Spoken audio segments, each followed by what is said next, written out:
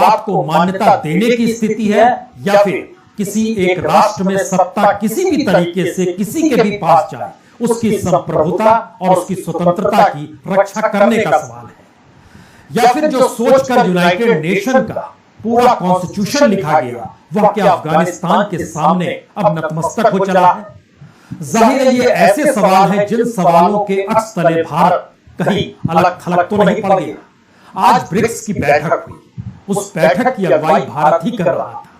उस बैठक में टेररिज्म को लेकर प्रस्ताव भी पास हुआ, लेकिन अफगानिस्तान को लेकर चीन ने एक शब्द नहीं कहा। लेकिन दूसरी तरफ रूस ने खुले तौर पर अफगानिस्तान के संकट की वजह अमेरिका को बता दिया और 24 घंटे पहले अमेरिका ने खुले तौर पर कहा था कि चाहे वह चीन हो, चाहे वो रशिया हो, चाहे वो पाकिस्तान हो, चाहे वह ईरान हो, ये सभी देश अपने अपने हितों को साधने के लिए भूल चुके हैं कि दरअसल दुनिया अब लोकतांत्रिक तरीके से जीना सीख चुकी है।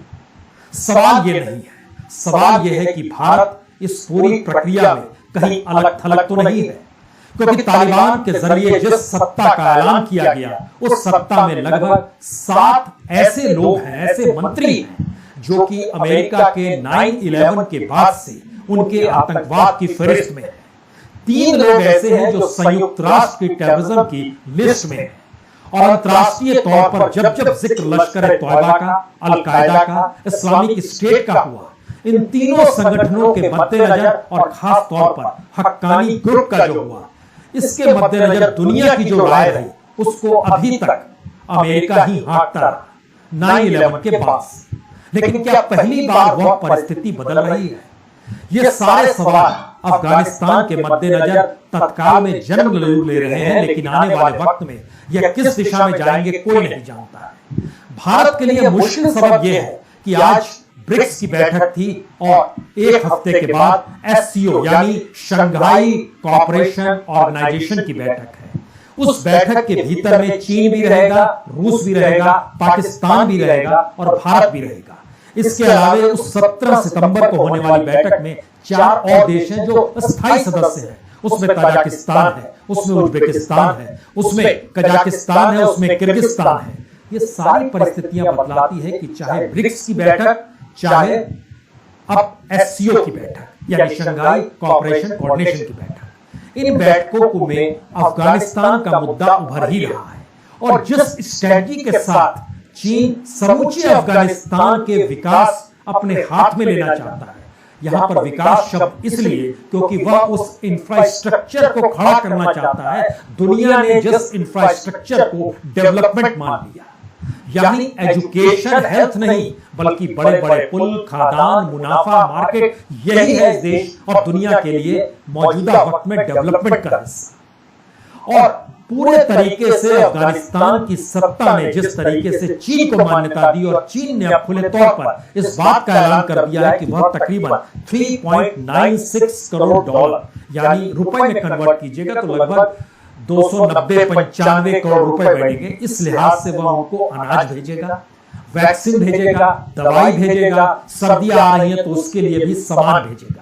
यानी आर्थिक मदद का ऐलान चीन ने ऐसे वक्त में किया है जब अमेरिका ने बंदिशें लगाई हुई है, प्रतिबंध लगाया हुआ है। और ब्रिक्स जैसे अंतरराष्ट्रीय मंच पर जब रशिया ने यह सवाल खड़ा किया कि आने वाले वक्त में पता नहीं है सिर्फ क्षेत्रीय संकट के तौर पर रहेगा या फिर यह ग्लोबली प्रभावित करेगा, और इन सब के बीच जो माइग्रेशन का सवाल है, वहां से जो लोग अलग अलग देशों में जाकर पनाह लेने को बेचैन हैं, ये सारे सवाल की जड़ जो है वह अमेरिका के जरिए पैदा की गई है। ये हर किसी को समझना होगा। अफगानिस्तान पर कब्जा करने की कोशिश ब्रिटेन ने भी की थी, 3 बार की। रशिया भी वहां 20 साल तक रहा, अमेरिका भी 20 साल तक रहा, और इस पूरी प्रक्रिया के भीतर में दुनिया में हथियारों का धंधा जो था वो बहुत तेजी से बढ़ता चला गया।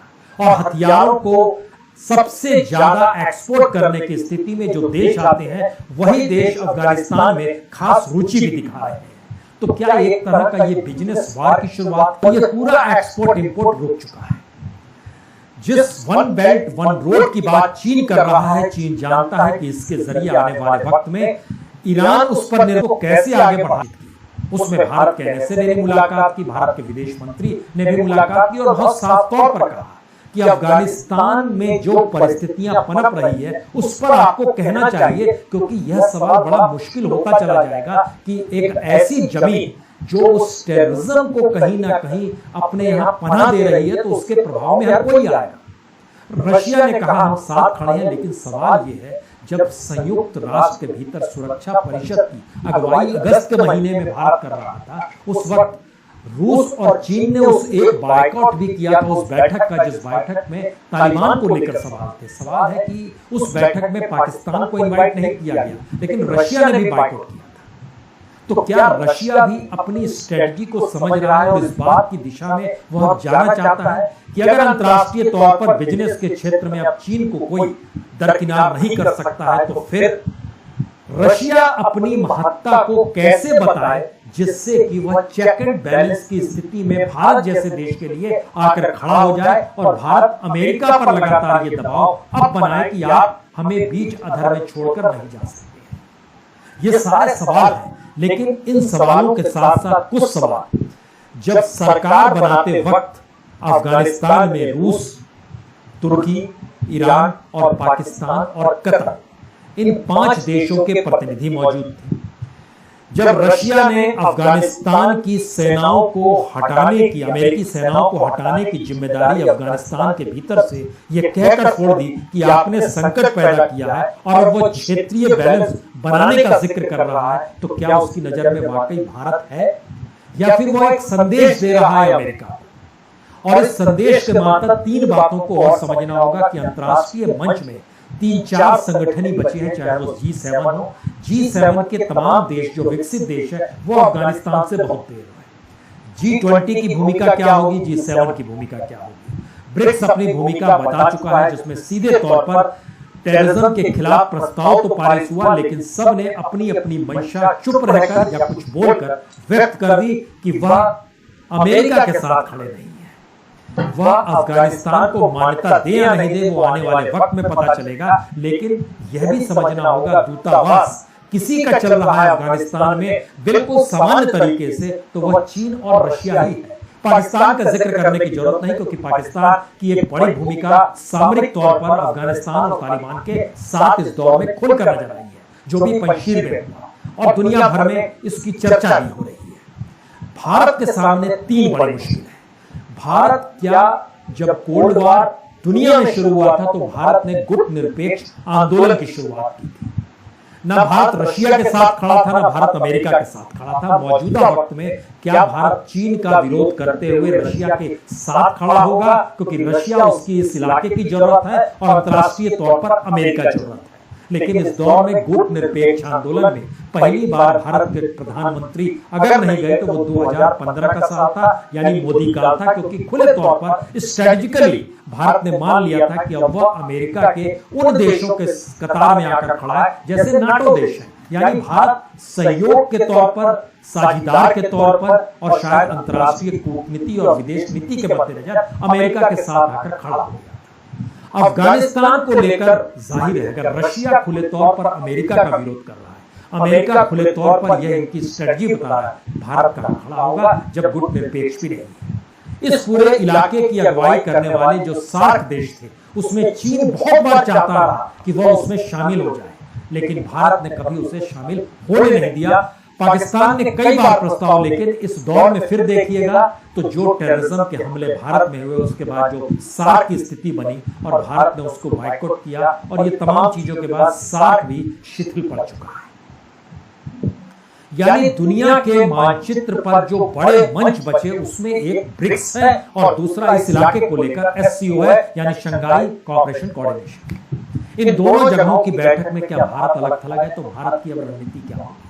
उससे भी महत्वपूर्ण बात है क्या भारत को लेकर अमेरिका की कोई सक्रिय भूमिका नजर आएगी, या फिर रशिया जो भारत के साथ खेल खेल रहा है और अमेरिका पर निशाना साध रहा है और भारत की तरफ से बार बार ये कहा जा रहा है कि शायद आने वाले वक्त में चाहे वो संयुक्त राष्ट्र की भूमिका हो या अमेरिका की भूमिका हो वो भारत के हक में होगी। वो फिट केस भी बनता है कि अमेरिका भारत के हक में लाकर खड़ा करे।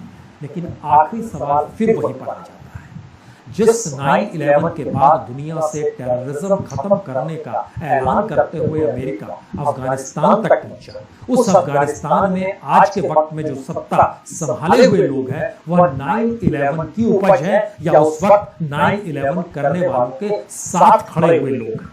तो अमेरिका क्या करेगा? अमेरिका ने जिस तरीके से मुजाहिदीनों को मदद की थी जब रशियन फौज अफगानिस्तान में थी और अफगानिस्तान से अमेरिकी फौज जा चुकी है, तो वह मुजाहिदीन अपने तौर पर तब्दील होते होते तालिबान और वहां की सत्ता को संभालने की स्थिति में है। तो अब रशिया क्या करेगा? चीन को नजर आ रहा है कि व्यापार और बिजनेस अगर उस पर उसकी चल पड़े तो वह दुनिया के मानचित्र पर सबसे ताकतवर देश के तौर पर होगा। वह क्या करेगा? और इन सब के बीच ईरान अपने देश को बचाने की वहां की आर्थिक परिस्थितियों को लेकर जीवटता के साथ संघर्ष कर रहा है। ऐसे में वह अफगानिस्तान के साथ खड़ा होगा, चीन के साथ खड़ा होगा, या इस पूरे इलाके में जो SCO आने वाले वक्त में जो 17 सितंबर को बैठक है उसके मद्देनजर वो चला जाएगा। और तीसरा सबसे महत्वपूर्ण सवाल है, भारत क्या करेगा?